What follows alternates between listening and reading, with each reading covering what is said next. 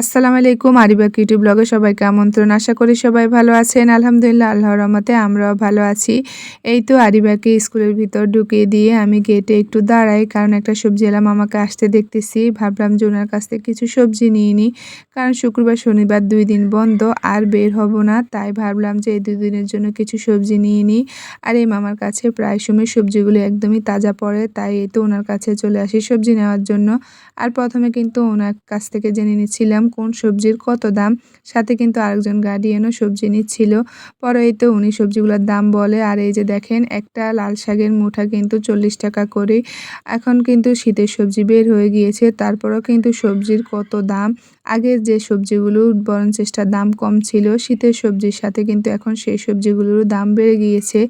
আমি এই তো মামার সাথে সবজির দামের কথা বলতেছিলাম, পরে মামা বলতেছে আমাদের তো কিছু করার নেই, কারণ আড়ত থেকে আমরা কিনে আনি, আর আড়তে যদি দাম না কমায় তাহলে তো আমরা বেচলে আমাদের লস হবে।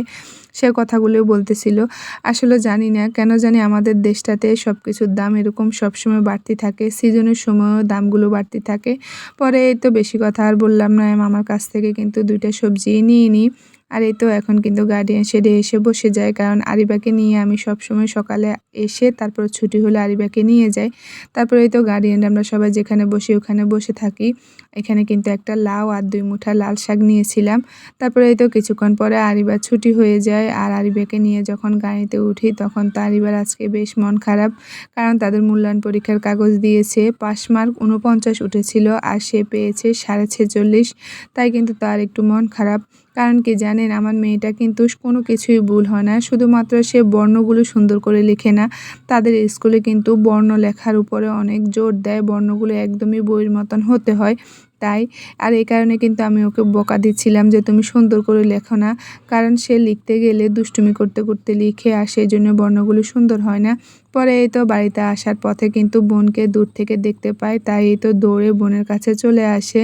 একটা বিষয় তো আপনার সাথে আগেও একবার বলেছিলাম, আরিমা কিন্তু বেশিক্ষণ রাগ করে থাকতে পারে না। আর এই যে দেখেন বোনকে দেখে অনেক দুষ্টুমি করতেছিল আর হাসি দিয়ে দিয়েছিল। আসলে আমার বড় মেয়েটা যেদিন 5 থাকে সেদিন কিন্তু সে সকাল 10টার মধ্যে বাড়ি থেকে বের হয়ে যায়। তাই ওকে আমি সকালবেলা আসার সময় সব কিছু কিন্তু রেডি করে দিয়ে আসি।